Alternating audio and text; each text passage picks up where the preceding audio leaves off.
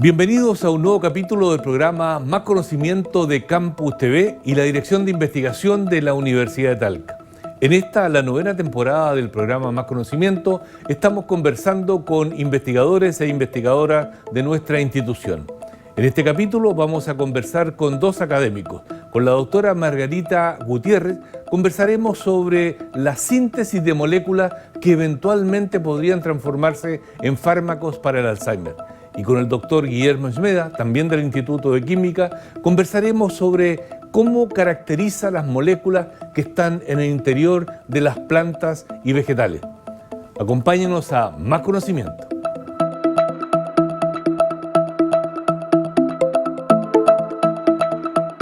La enfermedad de Alzheimer es una enfermedad, una patología neurodegenerativa que afecta a las personas fundamentalmente sobre 60 años. En los años 2050 aproximadamente está establecido que aproximadamente el 25% de la población va a tener sobre esta edad. Por lo tanto, un porcentaje importante de personas va a sufrir esta enfermedad. Para conocer cómo se buscan nuevos fármacos, nuevas moléculas que se pueden transformar en fármacos asociados a la enfermedad de Alzheimer, vamos a conversar con la profesora Margarita Gutiérrez del Instituto de Química de nuestra universidad. Margarita, muchas gracias por aceptar nuestra invitación a Campus TV. Muchas gracias por la invitación. La idea, tal como se indicaba recién, es dar a conocer algo de la investigación que se está desarrollando. Bien, vamos a pensar en nuestros telespectadores y por lo tanto de química dura no vamos a conversar. Muy bien. Vamos a conversar de química que sea entendible, ¿ya? Coméntanos, para que entremos en materia, aunque tú eres química, no eres del ámbito de la salud, pero seguro que conoces, ¿cómo afecta, qué se produce en la enfermedad de Alzheimer? ¿Qué ocurre a nivel neuronal o en el cerebro? Ya, tal como se indicaba al principio, la enfermedad de Alzheimer es una enfermedad neurodegenerativa que ataca principalmente a personas sobre los 60 años. La principal característica que tiene esta enfermedad es que las personas van perdiendo la memoria a corto plazo. Yeah. Y lógicamente se genera todo un desorden porque las neuronas, que son las que llevan las conexiones o la comunicación para el entendimiento o para el pensamiento, no logran comunicarse entre ellas.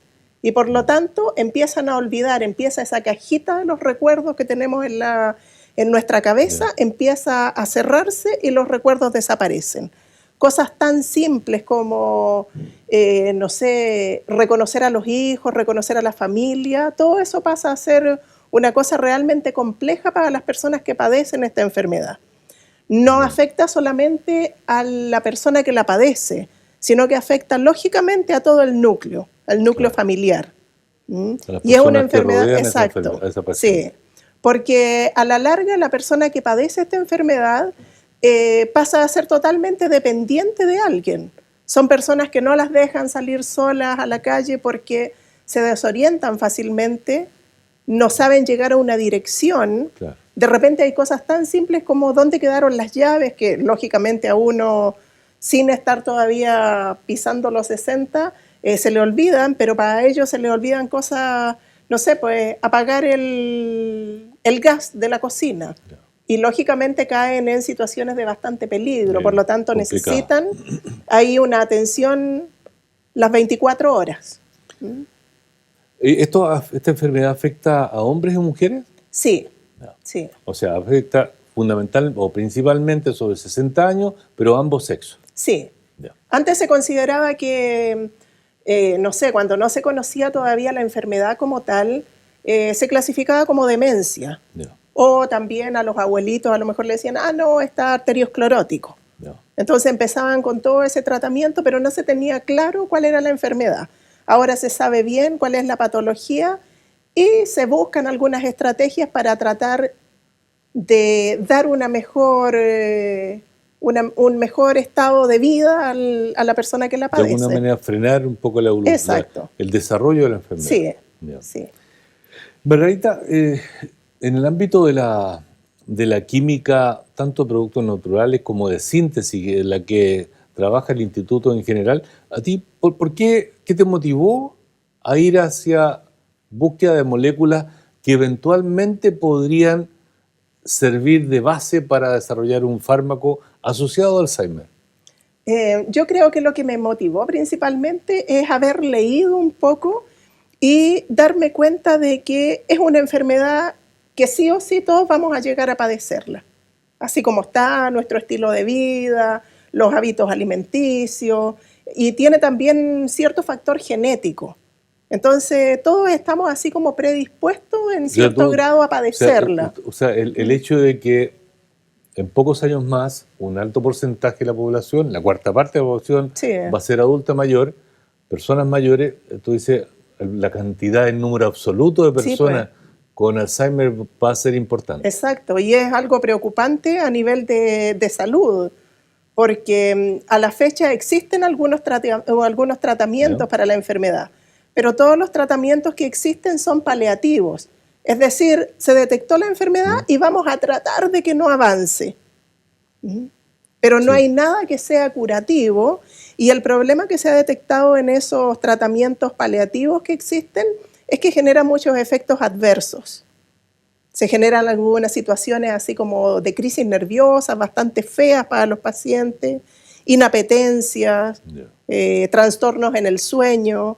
Entonces hay que buscar la forma de que disminuyan esos efectos adversos, y soñando así un poco, ojalá encontrar algo que pueda frenar la enfermedad.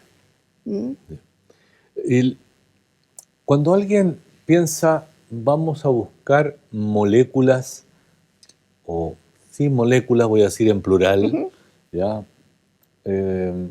Teniendo como target, como blanco, en este caso una patología concreta.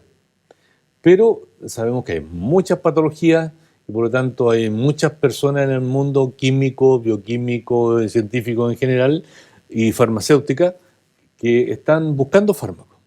¿Cuáles en términos generales son las posibles estrategias de búsqueda? Así, por lo pronto, en términos generales, no para Alzheimer necesariamente, sino que una búsqueda. ¿Cuáles son es una secuencia lógica de búsqueda? Sí. En la actualidad, una de las ventajas que se tiene para la búsqueda de fármacos es que la investigación en esta área independiente de la patología se puede hacer una investigación multidisciplinaria. Yo no puedo llegar y decir, voy a buscar un fármaco en el área química. Perdona, sino que, pensando en nuestros telespectadores, quiero que focalicemos, debemos entender de qué se trata una investigación multidisciplinaria. El tema a investigar, imaginemos que es la idea es que participan en el estudio, en la investigación, un químico, un bioquímico, un bioinformático, distintas especialidades. Sí, distintas especialidades y cada una lógicamente aporta en su área. Lo primero que se parte haciendo, considerando esta estrategia multidisciplinaria que se utiliza en los últimos años, es, por ejemplo, trabajando con el área de bioinformática, en el caso de nosotros.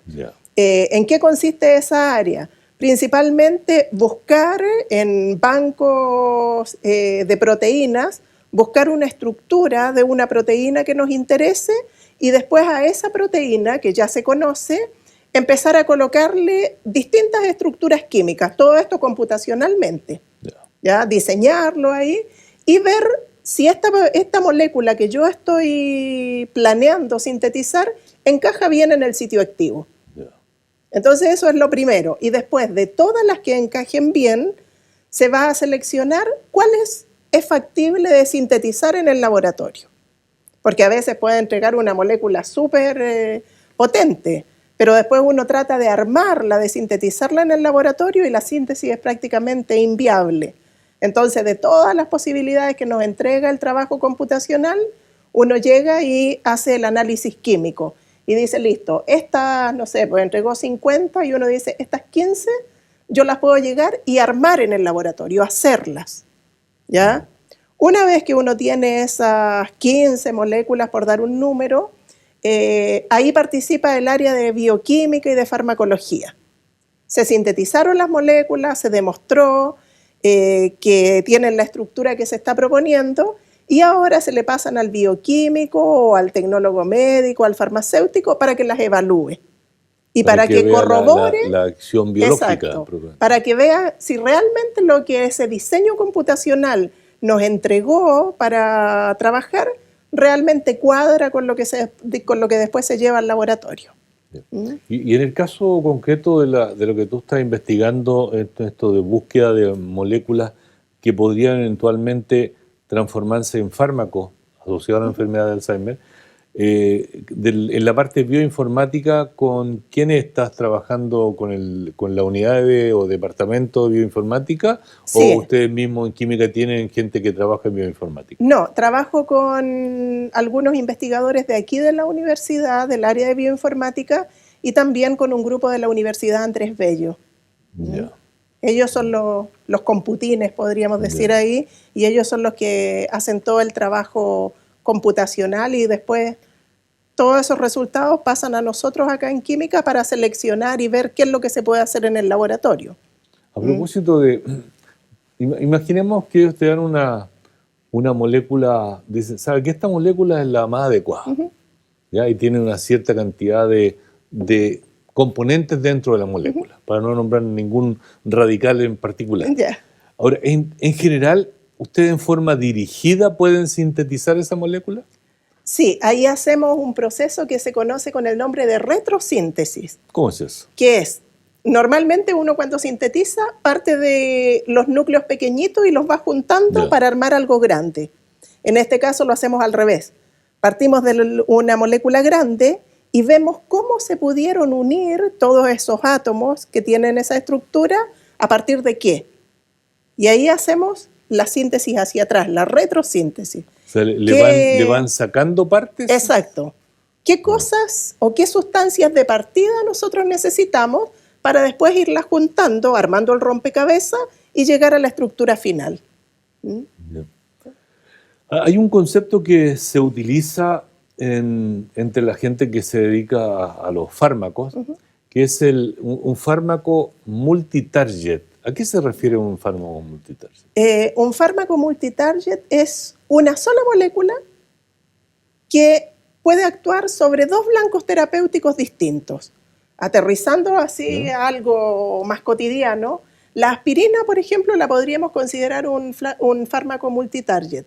¿Por qué? Porque sabemos que es analgésico, nos va a quitar el dolor, y sabemos también que es antipirético. Entonces actúa sobre los receptores del dolor y también actúa sobre los receptores que generan fiebre.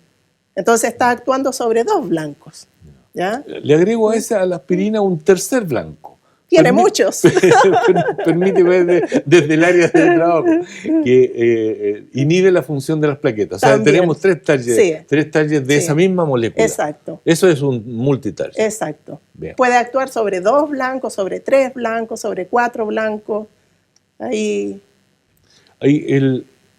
generar una molécula que siga el camino de llegar a un fármaco, camino que tú, yo sabemos es complejo y largo.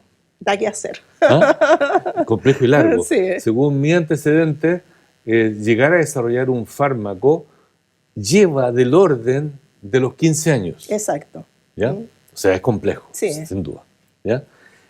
En ese camino, tú ya algo has adelantado, esto de trabajar con diferentes especialidades. Por lo tanto, debo entender que para tu juicio las redes de colaboración son importantes. Sí, son fundamentales. Más, yo creo, en nuestro país. ¿Por qué ese detalle? ¿Por qué le agregaste en nuestro país? Aquí, en nuestro país o en nuestra universidad también, ninguno de los investigadores que hacen, aunque sea la ciencia más básica, puede trabajar solo. ¿Por qué? Porque cada uno puede aportar en su área. Y por lo tanto, si yo solamente me voy a dedicar a sintetizar, yo digo, listo, yo puedo sintetizar y a lo mejor voy a obtener una estructura nueva, interesante, bonita, que la voy a meter en un paper y va a ser un paper que va a aparecer ahí publicado. Pero lo importante es llegar y decir, ¿para qué las estoy sintetizando? ¿Qué utilidad tiene? Y en ese sentido, yo voy a decir, yo las sintetizo. pero necesito que alguien más me diga para qué sirve. Entonces ahí yo ya entro con todo el tema de las colaboraciones en el área, tal como decía, de farmacología, de bioquímica, y lógicamente en el área del diseño, que es lo primero con lo cual se parte, el diseño computacional.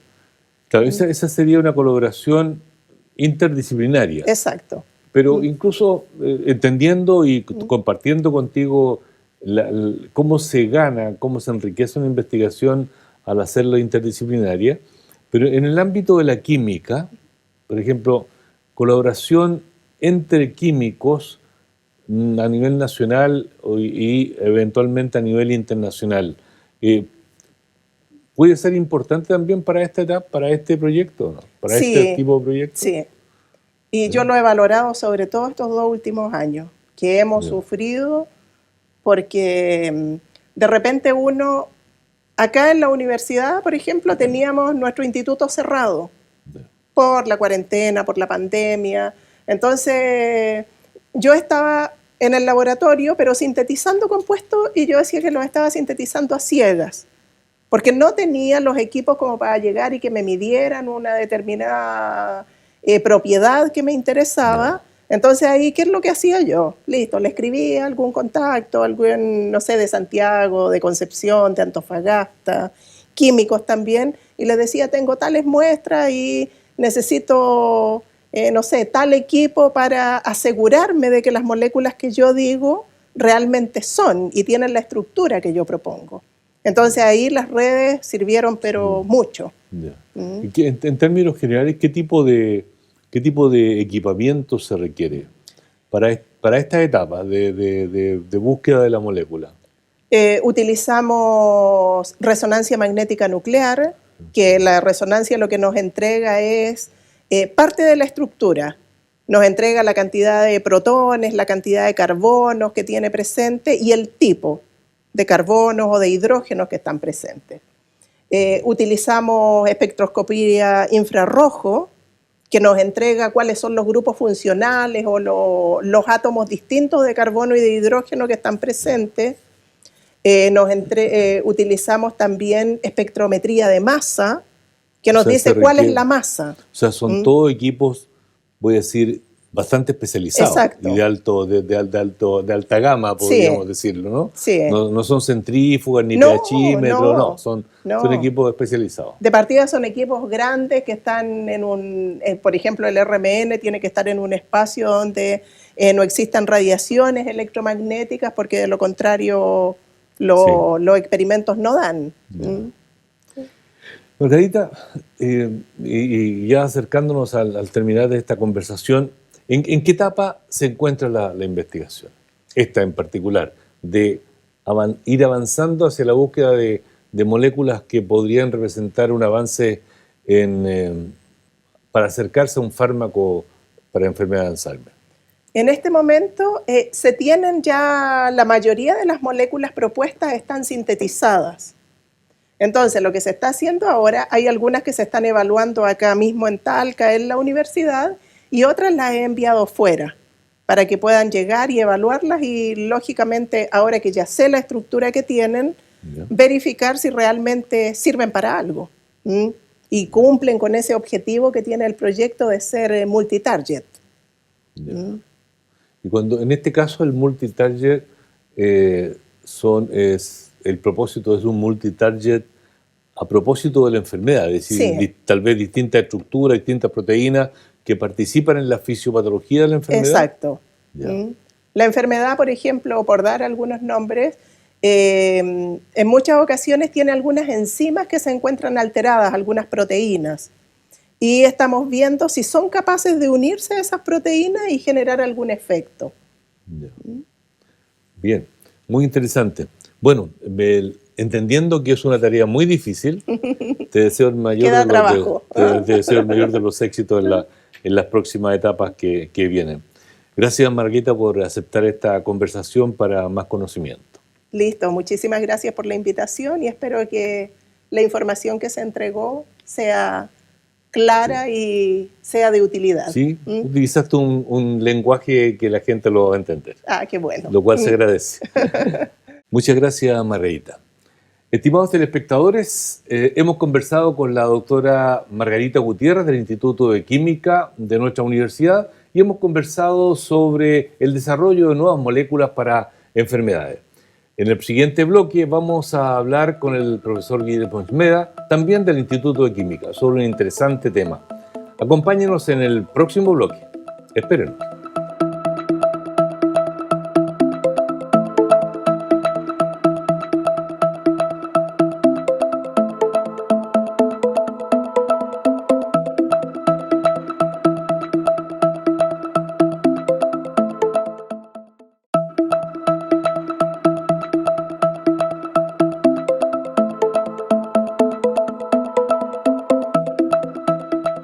Estimados telespectadores, ya nuestros antepasados sabían que algunas hierbas, algunas frutas, algunos elementos de la naturaleza tenían efectos favorables para la salud. Un académico de nuestra universidad, me refiero al profesor Guillermo Esmeda del Instituto de Química, ha estudiado desde varias décadas en realidad cómo o qué compuestos existen en esas hierbas medicinales y también algunos frutos y verduras que tienen efectos que son favorables, beneficiosos para la salud de la población. Estimado Guillermo, gracias por aceptar esta conversación con Más Conocimiento de Campus TV. Muchas gracias por la invitación y es interesante conversar sobre este tema porque a veces nosotros asociamos salud más bien con medicamentos, pero la salud está muy asociada con lo que nosotros consumimos y nosotros conocemos los grandes cambios que han habido en las enfermedades no transmisibles en Chile en las últimas décadas como consecuencia de una dieta que no es la mejor, la sustitución de la dieta tradicional por dietas altamente refinadas, ricas en azúcares, en grasa, en sal. Y al mismo tiempo que hay este cambio, hay como un olvido del por qué estos alimentos están siendo dejados de lado y no se conoce o se conoce muy poco sobre los componentes presentes en los mismos. Sobre eso, disculpa que te interrumpa, Guillermo, sobre eso quiero que avancemos en otro momento, ¿ya? En una primera etapa, me gustaría que nos comentaras en términos generales, por cierto, no como químico duro, profundo allí. Por ejemplo, cuando tú tienes, imaginemos que esto es una frutilla, ¿ya? Por decir un nombre cualquiera, o una hierba medicinal. ¿Cómo tú llegas a descubrir qué moléculas tiene moléculas químicas tiene esa fruta, esa hortaliza, esa hierba? Bien, nosotros partimos de este estudio considerando un alimento o una droga cruda, entendiéndose como droga cruda, un vegetal o un animal o sus partes, tal como se usa en medicina tradicional. Esa es nuestra base de estudio, la droga cruda o el alimento. Y el alimento puede ser un fruto, puede ser una semilla, pueden ser las hojas o pueden ser determinados componentes presentes en alguna parte más pequeña, por ejemplo, los estambres en algunas especies. Lo que nosotros hacemos es partimos primero con el material que se consume y ese material se extrae en condiciones de laboratorio con solventes que permiten retirar de esa matriz las sustancias que nos interesan. Según el tipo de solvente vamos a poder extraer componentes que sean más solubles en agua o más solubles en solventes tipo aceite. Luego viene un proceso de separación de componentes. Esa separación de componentes se basa en diferencias en solubilidad, en propiedades físicas, hasta que uno llega tradicionalmente al aislamiento de los compuestos como entidades químicas separadas. Se determina la estructura y esta estructura se determina empleando métodos espectroscópicos y espectrométricos. Nosotros, así como ustedes habrán escuchado hablar quizás de los cazafantasmas, nosotros usamos espectros para, por determinadas propiedades de los componentes, ver cómo están ordenados los átomos en la molécula y a partir de toda esa información es como armar un gran rompecabezas, llegamos a la estructura. Quiero a propósito de cómo llegan a esa estructura, Tengo entendido que en nuestra universidad existe uno de los equipos más importantes, con mayor desarrollo, de mayor capacidad en el país.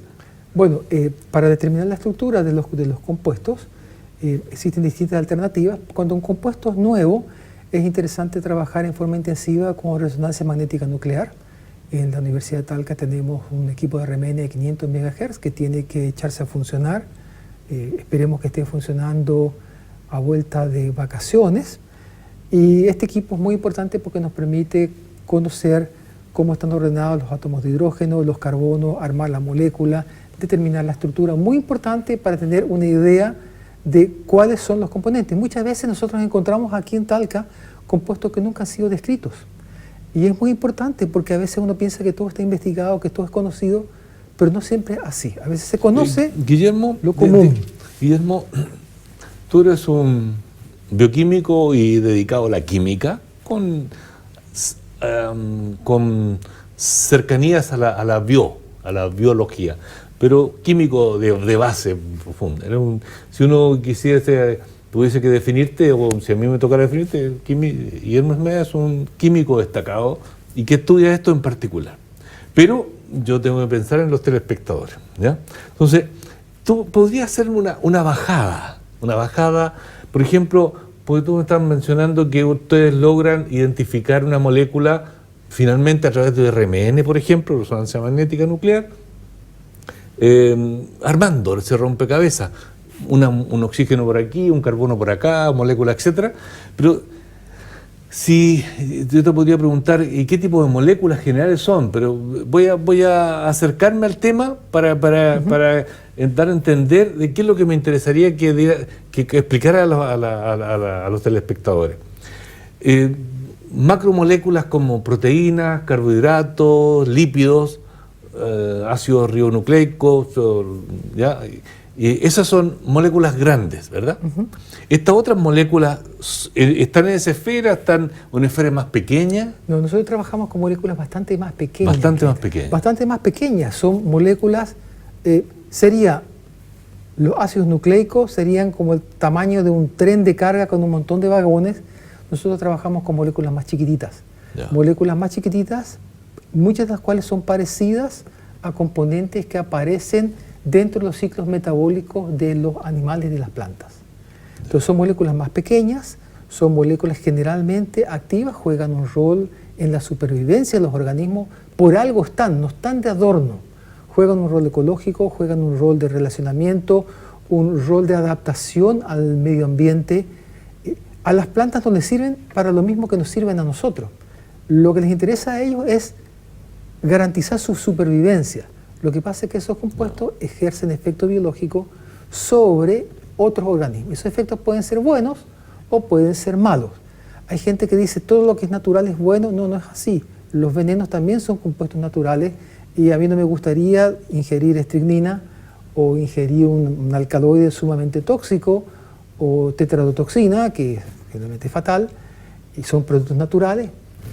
Pero sí uno necesita, por ejemplo, cuando uno está cansado, tomarse una buena taza de café que contiene cafeína y otros compuestos estructuralmente relacionados con ácidos nucleicos, pero mucho más chiquititos. Yeah. O cuando uno necesita, ojalá que no lo requieran, pero la parte de antitumorales, hay una serie de antitumorales cuyos cabezas de serie vienen de productos naturales. El Taxol, que viene de una gimnosperma, un pariente del pino, originalmente descubierto en un programa de búsqueda de compuestos antitumorales liderado por Estados Unidos, o el Cataranthus o Vinca rosea, que viene de Madagascar, que salen una serie de compuestos cabeza de serie para tratar leucemia y otros derivados. Nosotros nos entretenemos con ese tipo de moléculas. Yeah. Son mucho más chiquititas, la forma de trabajo es distinta que con las macromoléculas, y esas moléculas o productos naturales están presentes en alimentos, están presentes en medicina, están presentes en el ambiente también. Ya. Bien, eso ya nos ubicó en el macro tema, ¿ya? Son moléculas más pequeñas. Bien, a propósito, para seguir avanzando en el tema que nos convoca, ¿qué tipo de hierbas o alimentos, frutos, hortalizas, hojas has estudiado tú?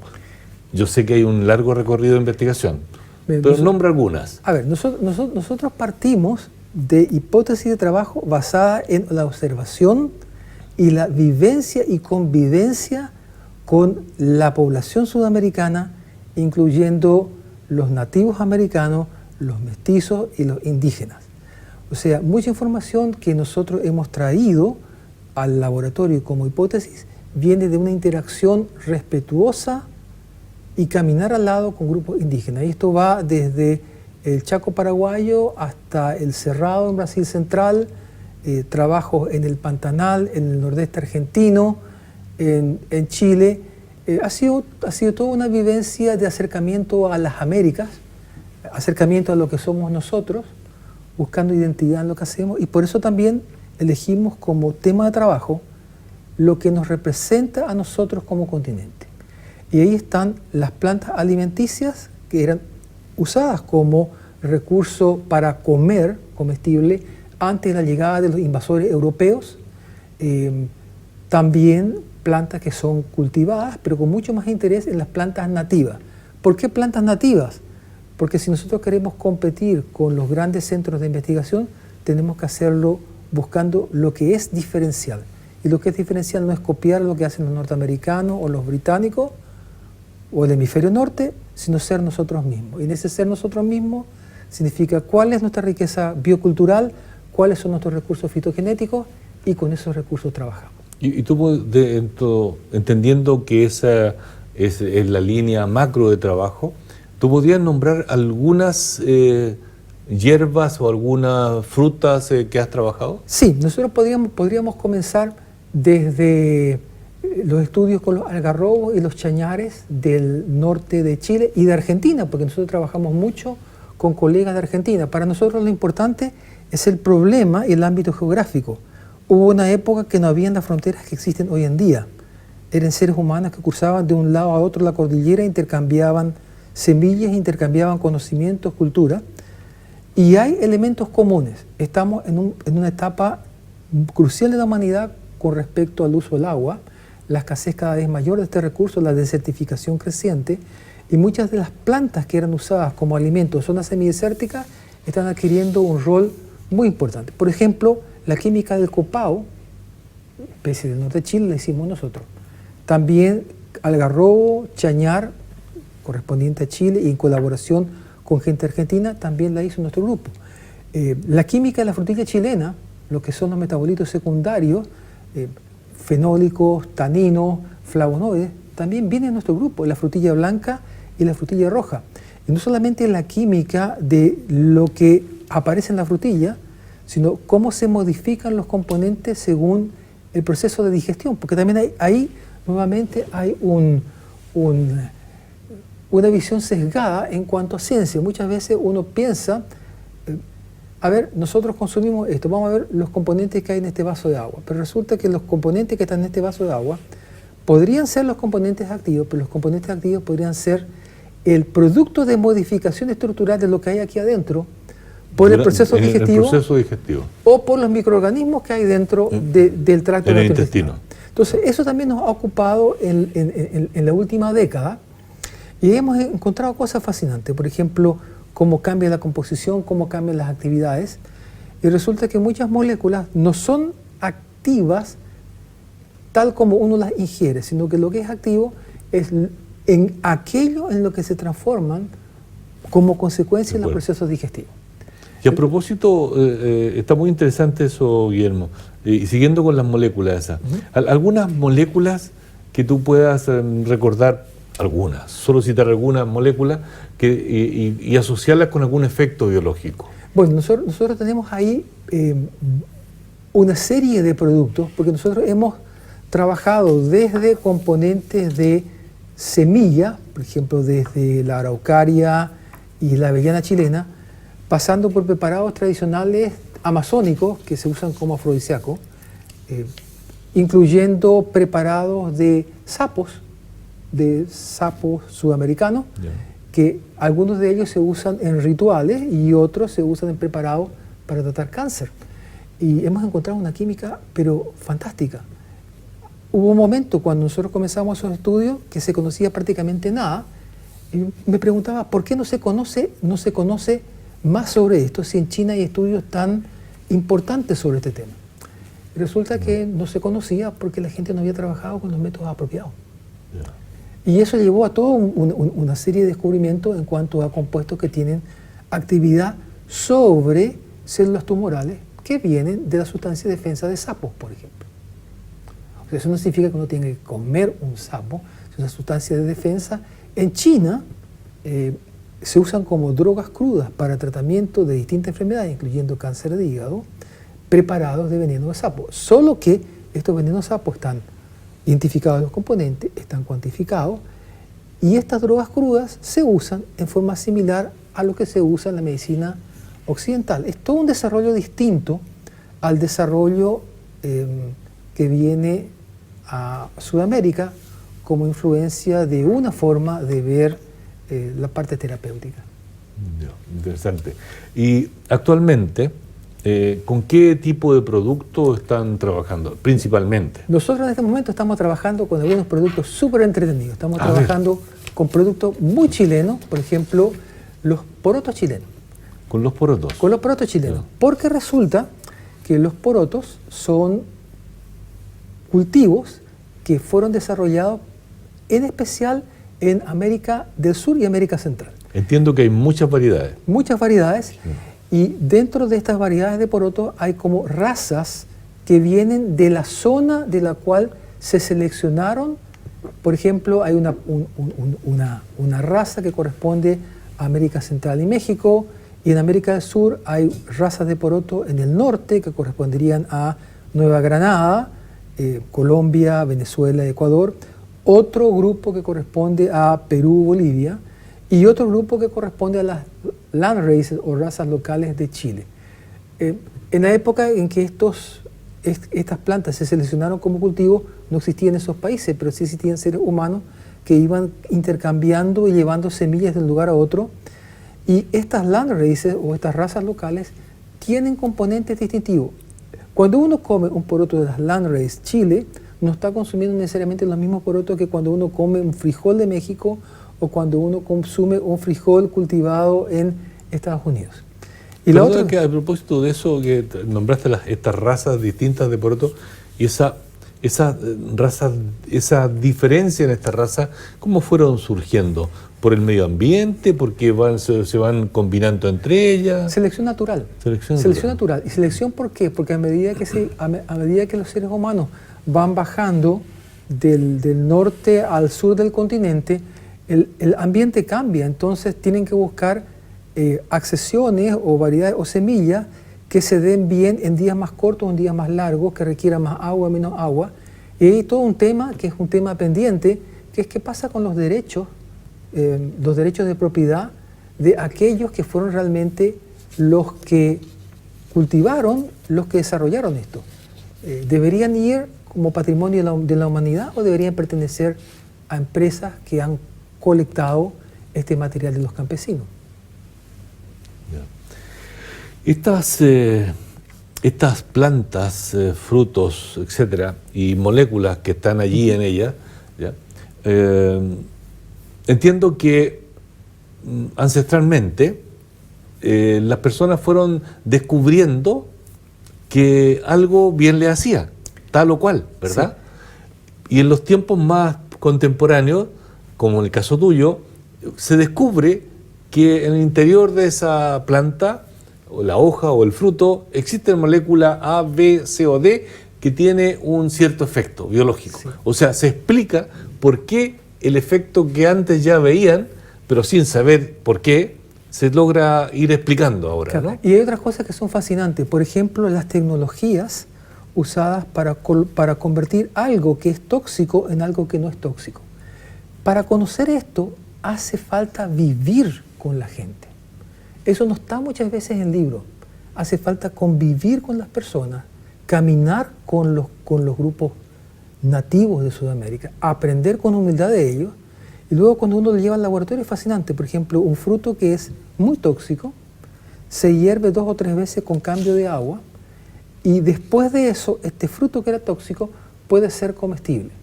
Ahora, esto era una época que no habían otras alternativas de para consumir.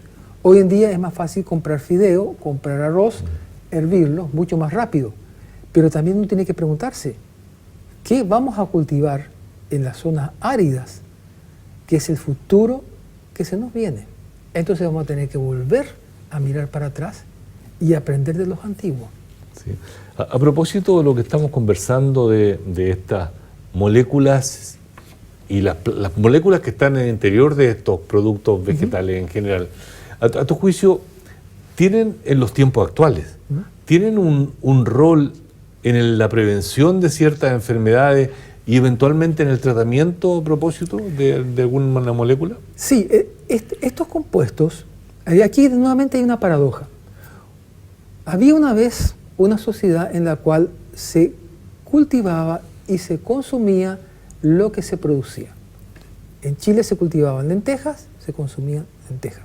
Hoy en día las lentejas se importan de Canadá porque es más barato. Algo tan irónico como que es más barato el ajo chino que el ajo producido en la región del Maule, de repente, o por lo menos dicen los caseros en el Creo, que conocen mucho. Pero hay una cosa importante aquí. ¿Qué va a pasar a futuro con nuestras fuentes de alimentos? ¿Qué pasa con la seguridad alimentaria? Hay componentes que están presentes en los alimentos que influencian nuestra salud de una u otra manera. Así como nosotros consumíamos muchas cosas sin refinar, a medida que pasa el tiempo, en la década de 70, 80, debido al marketing y la propaganda que viene particularmente con un sistema de marketing, se dio preferencia a lo que es refinado, a lo que tiene alto azúcar, a lo que tiene alta sal, a lo que de alguna forma se hace adictivo. Eso es muy bueno para que se compre más y se consuma más, pero las consecuencias son diabetes, hipertensión, enfermedades metabólicas. Todo ese cambio que hubo en la dieta se está reflejando con estas enfermedades. La pregunta es, ¿ha habido mayor consumo de estos productos que no son necesariamente buenos para la salud? ¿Quién se hace responsable del aumento de consumo de estos productos que no son buenos? Cuando uno consume una hortaliza, está consumiendo una serie de componentes. Fibra, está consumiendo caroteno, está consumiendo azúcares más complejos, pero cuando uno come una galleta... Fenoles. Claro, fenoles, compuestos fenólicos, que inhiben la absorción de determinados azúcares. O sea, todo ese cambio, nosotros somos productos de cientos de miles o millones de años de evolución. Y en un tiempo muy corto estamos cambiando la forma en que nosotros nos alimentamos. Y todo esto tiene sus consecuencias en el aumento de las enfermedades metabólicas no transmisibles. Entonces, eso es todo un problema mundial que nosotros estamos enfocando con una investigación seria sobre por qué volver a las dietas tradicionales. Interesante ese último, digo ese último porque estamos llegando hacia el final de la conversación, Guillermo, que cómo volver a la dieta tradicional que es más cercana a la dieta llamada mediterránea, ¿verdad? En que dejamos un poco la comida rápida para volver a eso que tú dices que es más saludable, ¿ya? Guillermo, muchas gracias por esta interesante conversación y en una próxima oportunidad te volveremos a invitar. Ok, muchas gracias. Que se entretengan y coman sano. Bien, qué bueno. Buen mensaje. Estimados telespectadores, hemos conversado con este interesante tema de las moléculas que están en el interior de las frutas y hortalizas, que son los elementos saludables, con el profesor Guillermo Hermeda. Y antes habíamos conversado con la profesora Margarita Gutiérrez, también del Instituto de Química. Estimados telespectadores, gracias por acompañarnos y nos vemos en una próxima oportunidad en Más Conocimiento.